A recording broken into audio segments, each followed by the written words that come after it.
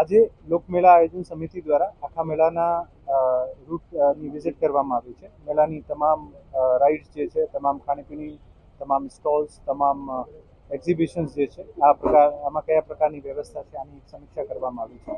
અને આ વિઝિટ દરમિયાન અમુક નવા પણ આસ્પેક્ટ આપણને જાણવામાં મળ્યા છે. ખાસ કરીને તો જે છેલ્લા ઘણા વર્ષોમાં આપણું જે પાથવે હતો ચાલવા માટે અને 10 ફૂટથી વધુ વધારીને વધારે સુગમતાથી આપણા જે અહીંયા આવતા હોય મેળાના વિઝિટ કરવા માટે, આ તમામ માટે એક વિઝિટ સરસ બની શકે આને માટે એક પ્રયત્ન કરવામાં આવ્યું છે.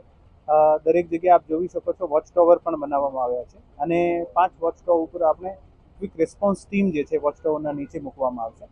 આ ક્વિક રેસ્પોન્સ ટીમમાં એનડીઆરએફ, એસડીઆરએફ, હેલ્થ, પોલીસ આ તમામ જવાનો રહેશે અને કોઈ પણ એવી પરિસ્થિતિ થાય ખુદાના ખાતે કે કોઈ પણ નાનું મોટું એવું કોઈ સંજોગ બનતો હોય ત્યારે આ ટીમ ઝડપથી રિસ્પોન્ડ કરીને પર્સનને સારવાર કરવાની હોય તો સારવાર, ફાયરનો ઇસ્યુ હોય તો ફાયર ડોઝિંગ અને કોઈને હેલ્થની સારવાર કરવાની હોય તો ઓન ધ સ્પોટ હેલ્થ સારવાર અથવા આને શિફ્ટ કરવાના હોય તો ઝડપથી શિફ્ટ કરે આને માટે કામગીરી કરવામાં આવી છે. સાથે સાથે જે ઇવેક્યુએશન પ્લાન છે આની પણ સમીક્ષા કરવામાં આવી છે. અમુક જગ્યાએ જાણવા મળ્યું છે કે અમુક નાની મોટી રાઇડ્સ દ્વારા પાછળની ભાગમાં દબાણ કરવામાં આવ્યું છે, આને આજે ખુલ્લો કરવામાં આવશે અને તમામ ઇવેક્યુએશન રૂટ જે છે આનું પાકું બેરિકેડિંગ કરવામાં આવશે, જેથી કોઈ પણ સંજોગ બને તો ફાયર અને હેલ્થની જે એમ્બ્યુલન્સ જે છે આ ઝડપથી નીકળી શકે. આને માટે પ્રયત્નો કરવામાં આવી રહ્યા છે. વરસાદના કારણે જે રસ્તાઓ છે આ ઉપર નાના મોટા ખાડાના કારણે કાદા કીચડ થઈ ગયા છે. આજે રાત્રે મોટાભાગે તમામ આ જગ્યાઓ ઉપર પણ મટીરિયલ નાખીને રસ્તાઓને મોટરેબલ બનાવવાનું અને કોઈ પણને ખાડાના કારણે પાણીના કારણે તકલીફ નહીં પડે આ પણ તમામ પ્રયત્નો કરવામાં આવી રહ્યા છે.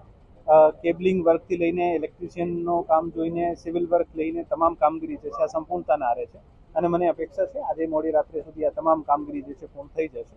આવતીકાલે માનનીય મંત્રી શ્રી રાઘવજી પટેલના હસ્તે આપણે મેળાનું રિબન કાપીને અને દીપક પ્રજ્વલન કરીને આનો શુભારંભ કરવાના છીએ અને પછી સાંજે કલ્ચરલ પ્રોગ્રામ્સ જે છે આ પણ આપણે બધે સાથે મળીને મેળવીશું.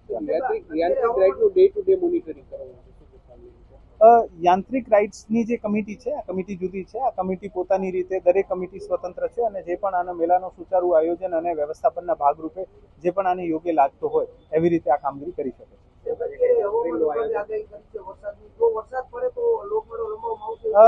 નાની મોટી વરસાદ થતી હોય તો આપણે કન્ટિન્યુ રાખી શકાય, પણ આ તો ખરેખર કયા પ્રમાણમાં વરસાદ પડે છે અને જે વરસાદનો માપ હશે એવી રીતે નિર્ણય લેવામાં આવશે. જે પરિસ્થિતિ હશે આ પરિસ્થિતિના જોગરૂપે નિર્ણય લેવામાં આવશે, પણ અત્યારે આપણે એવું માનીને ચાલીએ છીએ કે વરસાદ ઓછું થાય આપણે મેળો સતત ચાલશે. આજે મોકડ્રીલનું પણ આયોજન કરવામાં આવી રહ્યું છે. આપણે પાસે અહીંયા એસડીઆરએફ અને એનડીઆરએફને પણ અહીંયા ડેપ્યુટ કરવામાં આવ્યા છે. હેલ્થ ફાયરની ટીમો દ્વારા સાથે આનું જે ઇવેક્યુએશન રૂટને આ લોકો ચકાસણી કરશે અને મોકડ્રીલમાં એક એવી સિનેરીઓ ઊભો કરીને કે કોઈ રાઇડ પરથી પડી ગયો હોય અથવા કોઈ જગ્યાએ નાની મોટી સ્ટેમ્પેડ થઈ ગયો હોય તો કેવી રીતે આપણે આને મેનેજ કરીશું આ પરિસ્થિતિને. આને માટે અત્યારે એક મોકડ્રીલનું આયોજન કરવામાં આવી રહ્યું છે. અમે મોકડ્રીલમાં પછી અમને જે પણ સૂચન મળશે એવી રીતે ફર્ધર આયોજનમાં સુધારા વધારા કરીશું. કઈ ટીમમાં?